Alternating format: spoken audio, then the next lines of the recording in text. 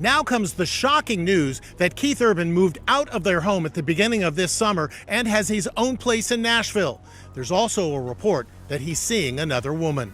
What we've learned is that she really has been fighting hard over the past 3 months or so to save their marriage. This isn't what she wanted. With what I've got now, I've been able to juggle things to accommodate my family. Nicole Kidman and Keith Urban have separated. A T quote, "She's devastated and didn't want this to happen." Incredible mom. Loving maternal, you know. My wife, Nicole Mary, is here tonight. I love you, baby girl. The shocker comes just 4 months after this love fest at the ACMs. Who's having more fun today, you or her? We both are equal. Nicole Kidman didn't explain her split with the press conference. She let the paperwork talk, and it said everything. The line that jumps off the page? All claims to spousal support, forever waived. No monthly checks. No calendar pings. Just a door quietly closing. Nicole Kidman has filed for divorce from Keith Urban after 19 years of marriage. Keith and Nicole's shocking $325 million split that rocked the movie and music worlds. Now we're tracing the clue. The timeline is blunt. Late September, 19 years of marriage. Filing lands in Nashville. The documents read like a blueprint for clean exits. Each pays their own way. Neither owes the other support, and the parenting plan is already inked. We have such a strong, deep bond and love. That was then. This is now. I don't think anyone's the perfect anything. Now TMZ reports Nicole Kidman just filed for divorce, even though they were told she wanted to save her marriage. Not improvised, but prepared. The schedule is surgical. 306 days with Nicole, 59 with Keith. Weeks with her, alternating weekends with him. Holidays divided with a metronome's accuracy. When a plan looks this precise, it means the real negotiation happened long before the headlines. My wife, Nicole Mary, is here tonight. I love you, baby girl. 4 months into our marriage, my addictions that I'd done really nothing about blew our marriage to smithereens, and I went into the Betty Ford Center.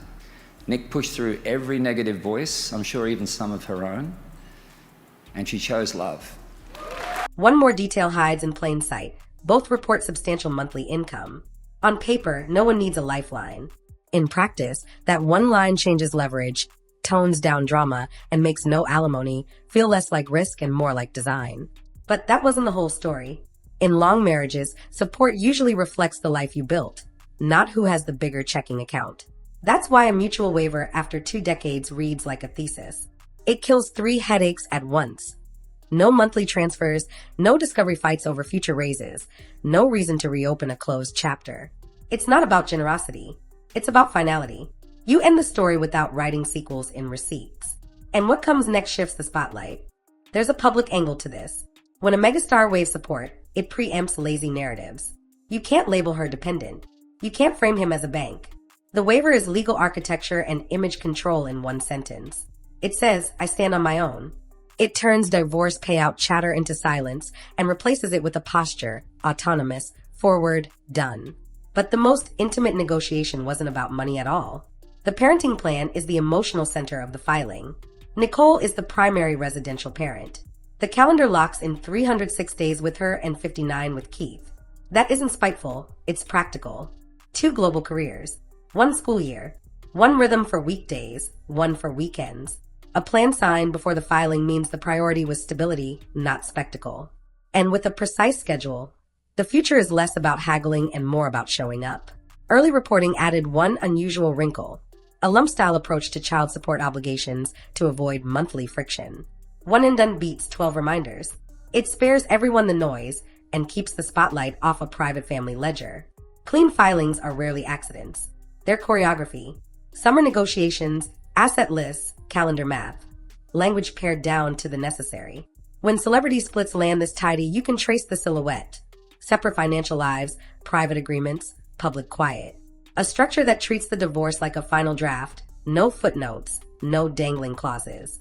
Which sets the perfect runway for the next truth. Picture a different version of events. No agreement. No clean lines. Just 2 calendars jammed with flights and filming, and a courthouse waiting at the end of every month. First come the numbers. Teams on both sides dig into spreadsheets like they're crime scenes. tour grosses measured against producer points, syndication math squared with publishing checks, brand contracts read line by line for hidden bonuses. Every new project becomes a reason to rerun the math. Every uptick invites emotion to adjust. Wins don't feel like wins, they feel like evidence. The schedule starts to fray next. A delayed jet here, a rescheduled show there, and suddenly a simple exchange becomes an accusation. You're late, you're inflexible, you're not honoring the plan. Small mishaps stack into exhibits. Tuesday's traffic jam returns as Friday's filing. Then the experts take the stage. Valuations turn subjective. What's a music catalog worth in 5 years of streaming shifts? What's an executive producer credit worth across foreign markets and premium reruns? 5 specialists, 7 answers, and each one a fresh excuse to argue. The process grows teeth. Outside the room, the brand takes hits. A casual headline turns into a week of calls. Is now the right time for that campaign? A studio hesitates on an option. A festival wonders if the tribute will be about the work or the war. It isn't scandal so much as static, but it hums in every quiet moment and bleeds into the next opportunity. Privacy thins. More accountants, more attorneys, more assistants copied on longer chains. A single email becomes a source. A routine filing becomes a storyline. The kids hear whispers before anyone sits them down. Home stops feeling like off limits. And if payments stall or tempers spike, the heavy tools appear. Enforcement hearings, wage holds, liens. Nobody wants them, but procedure doesn't ask.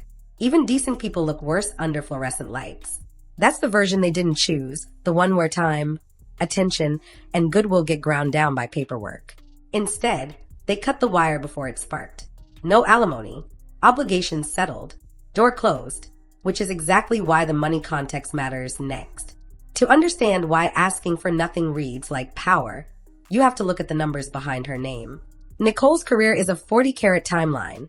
Oscar winner, bankable lead, prestige television anchor, and producer with a pipeline. Films across decades, from art house to global multiplex. Event TV that recalibrated what actors could earn per episode. A production shingle that turns role into ownership. And a 2024 haul that placed her among the year's top-earning actors. Rare air in a list dominated by men.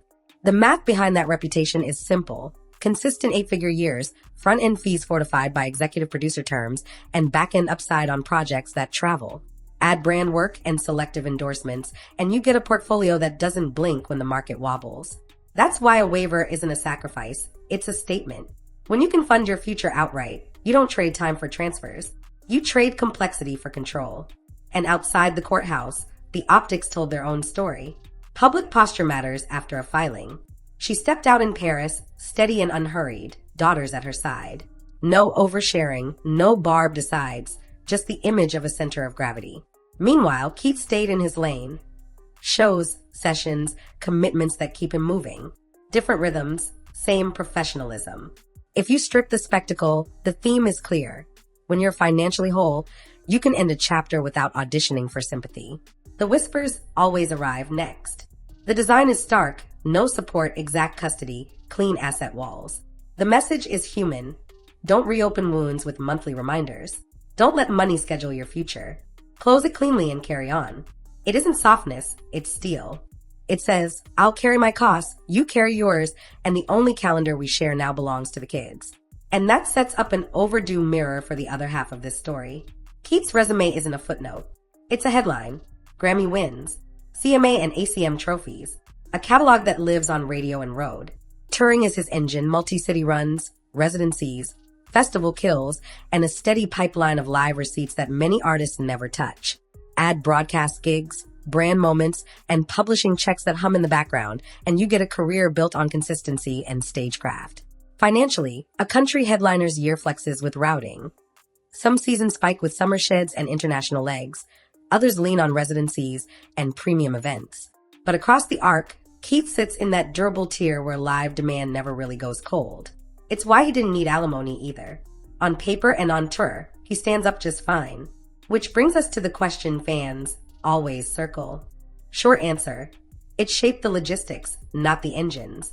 Nicole's engine is project-based, films, limited series, production scope months or years ahead.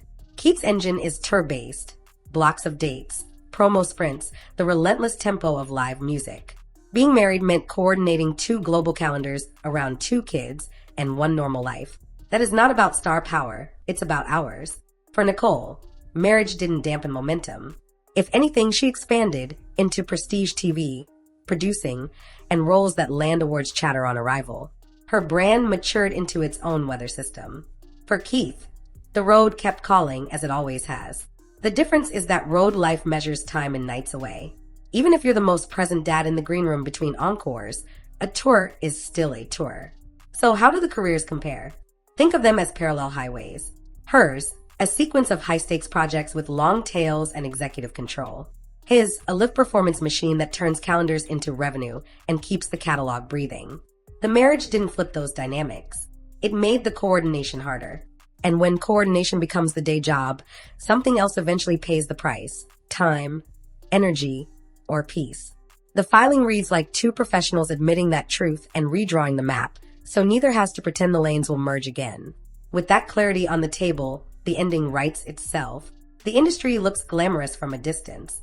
Up close, it's a grinder. Shoots run 12 to 16 hours. Sets hop continents. Projects stack with zero regard for school calendars or anniversaries. Add nonstop publicity, social media autopsies, and fan theories, and a private disagreement becomes a public referendum in hours. Power imbalances creep in, too. One partner's career takes off while the other stalls. Someone relocates 3 times in 2 years. The plus one becomes the brand accessory instead of a person. Contracts, NDAs, and image management mean some arguments aren't just personal, they're professional liabilities. Even when 2 people love each other, the job can crowd the marriage off the schedule. Then there's the math of fame. More opportunity, more temptation, more handlers, more travel, more secrecy. Trust has to lift a heavier barbell in Hollywood than anywhere else. Some couples build systems that hold shared calendars, carved out no-work windows, agreed boundaries with press. Many just get worn down, not by one blow-up, but by 1,000 tiny trade-offs that blur into resentment. And the headlines, for better or worse, keep supplying examples. Look back, and the pattern repeats in different costumes. First example is Brad Pitt and Angelina Jolie. Global projects, constant movement, a family in the middle, and a split that turned into a marathon of logistics. But before that was the Jennifer Aniston and Brad Pitt couple. Ascendant careers pulling in different directions until the center didn't hold. Another one is Ben Affleck and Jennifer Garner. 2 heavy-duty careers, rehab and recovery arcs, and the kind of pressure that forces private life into public court. The recent Johnny Depp and Amber Heard with legal battles that swallowed the headlines and left no room for anything else. So many more, with the details differ, but the through line is familiar. Schedules that never stop, attention that never dims, and decisions that always cost someone something. Time with kids, a career window, a slice of privacy. In that light, a clean, no-strings filing doesn't read like coldness. It reads like 2 people choosing to end the tug-of-war before the rope burns become scars. This was never about generosity. It was about sovereignty. Paperwork that looks simple is often the most strategic. Spare language, sharp edges, nothing for the future to snag. No monthly ties. A custody calendar that prioritizes stability over spectacle. Assets that keep their own names. So here's the real question. If you had the option, would you trade every future transfer for silence, finality, and a calendar that puts your kids first? Or would you take what the law might have offered and accept the strings that come with it? Drop your take below, freedom now or payments later, and tell me where you draw the line. Who do you think's going to be the next person in the limelight? Don't forget to like, share, and subscribe to get the latest celebrity news and updates. I'll see y'all on the next one.